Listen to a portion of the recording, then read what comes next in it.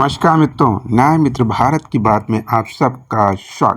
भारत की बात में उन 4 स्तंभों पर बात करेंगे जो भारतीय राजनीति के इतिहास को बदल दिया, एक नई दिशा दिया और एक नई दशा दिया।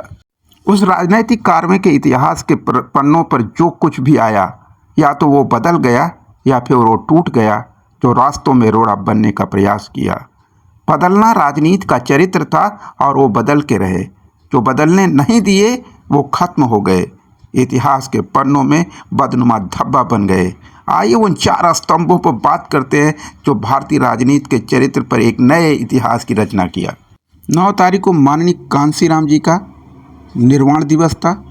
10 तारीख को परम आदरणीय नेताजी का निर्वाण दिवस था। 11 तारीख को देश की राजनीति में भूचाल लाने वाले, इमरजेंसी के जनक कहे जाने वाले आदरणीय परम आदरणीय जयप्रकाश नारायण का जन्मदिन था। फिर क्या, अगला पड़ाव 12 तारीख राम मनोहर लोहिया, जो समाजवाद की सबसे अंतिम बुनियाद बने और उनके रीढ़ की हड्डी पर ही समाजवाद का वर्तमान जन्म लिया। उस राम लोहिया के निर्वाण दिवस पर आप सबको ढेरों बधाइयाँ, शुभकामनाएं, सच्ची श्रद्धांजलि के रूप में सशक्त समाजवाद की मर्यादा का हिस्सा बनने के लिए। आइए हम उस नई मर्यादा की एक नए स्तंभ की बुनियाद भरें। एक तरफ राजनीति है, दूसरी तरफ समाजवाद की मर्यादा। तो आप ये जो नाम देख रहे हैं, जो चेहरे देख रहे हैं, उसमें 4 नाम और 4 चेहरे ऐसे हैं जो बीजेपी के सक्रिय और निहायत सीनियर पॉलिटिशियंस के नाम और चेहरे हैं। जो क्या काम है इनका? इनका काम है ईवीएम का संरक्षण, यानी सोर्स कोड के बॉडीगार्ड। अब आते हैं उसी फिर मुख्य विषय पर।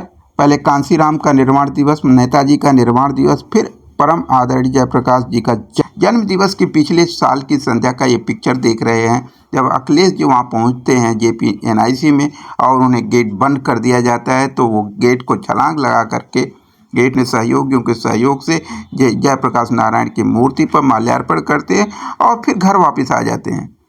ठीक यही कार्यक्रम इस साल फिर से JP के क्रियाकलापों और उनके देश के लिए किए गए अपने एक पूरे जीवन में समाजवाद के लिए जो उन्होंने योगदान दिया था, उस अपनी कृतज्ञता की राजनीति को माल्यार्पण करने पहुँचे।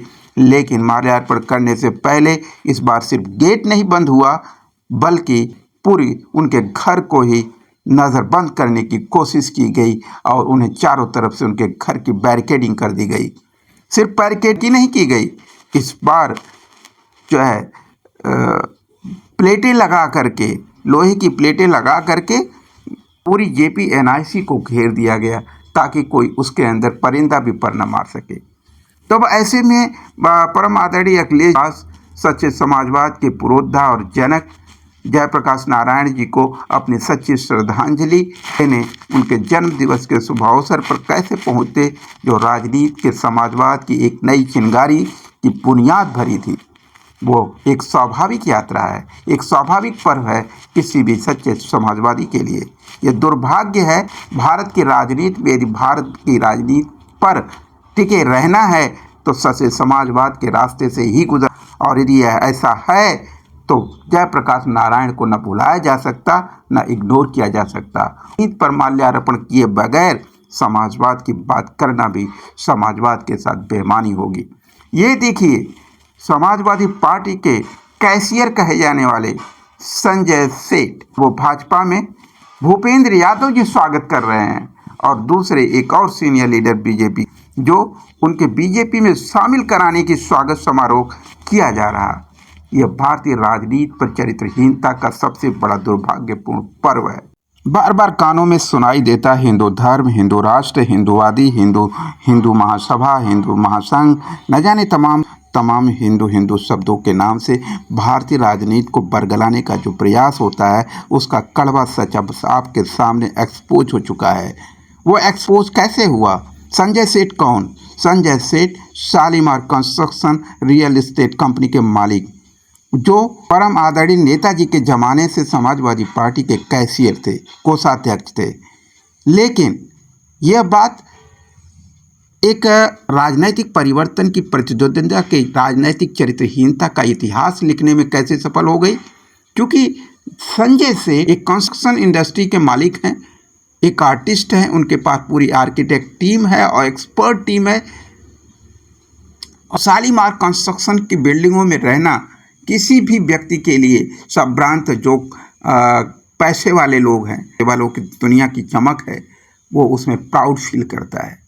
तो निश्चित रूप से JPNIC का कंस्ट्रक्शन निश्चित रूप से एक आलीशान कंस्ट्रक्टर एक्सपीरियंस कंपनी को ही दिया जा सकता।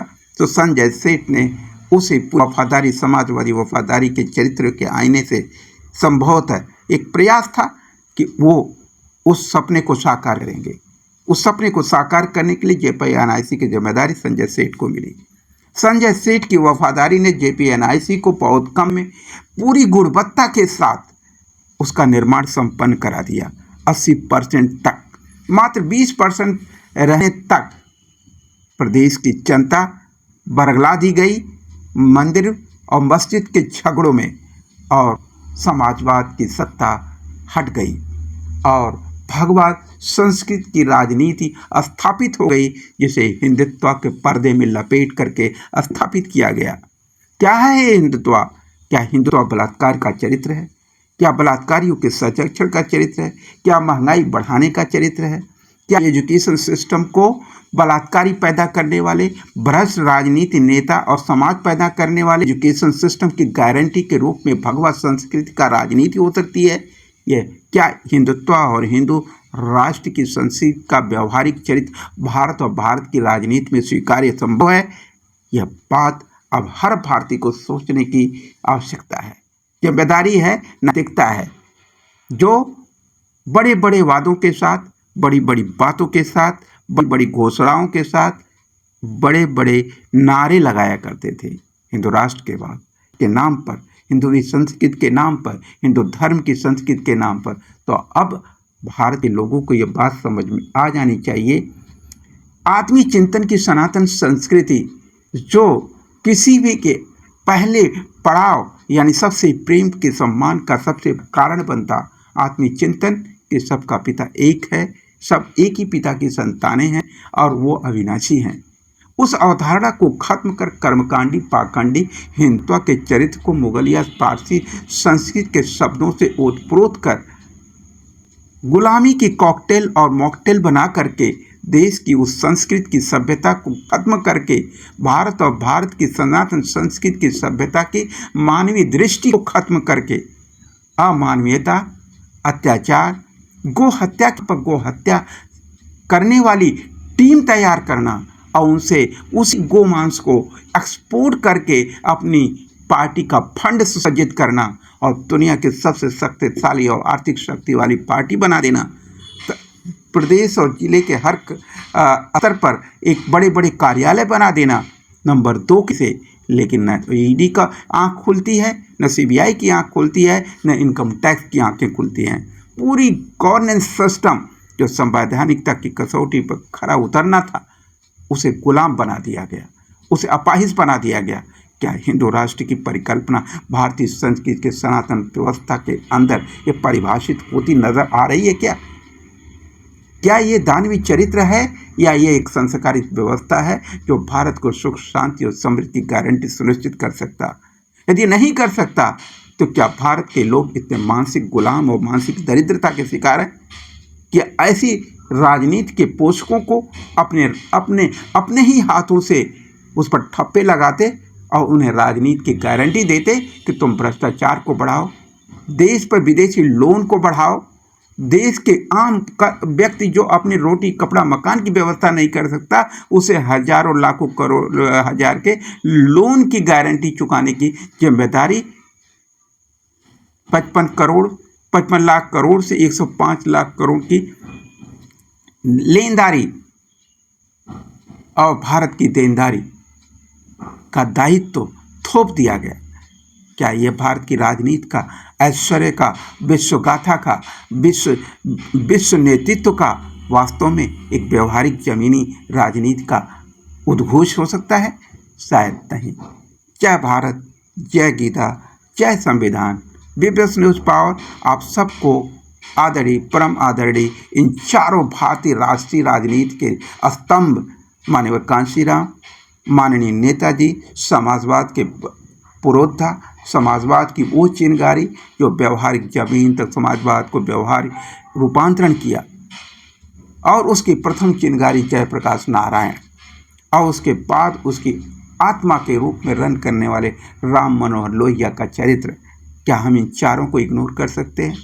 नहीं।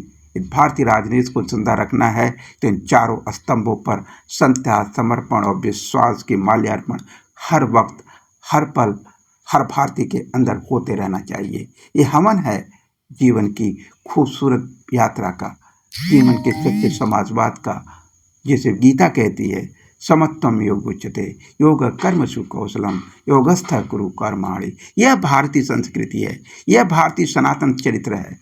आइए हम उस पर गर्व करें और अपने पुरोधाओं को सदैव याद रखने का संकल्प लें। आप बीबीएस न्यूज़ पावर की इस आवाज़ को यदि अपनी ताकत बनाना चाहते तो निश्चित रूप से सब्सक्राइब करिए, लाइक करिए और शेयर अवश्य करिए। जय भारत, जय गीता, जय संविधान। अगला भारत गीता और संविधान की कसौटी पर कसा हुआ न्याय मित्रों का भारत। यही सच्चे समाजवाद की सबसे ऊंची आवाज़ होगा।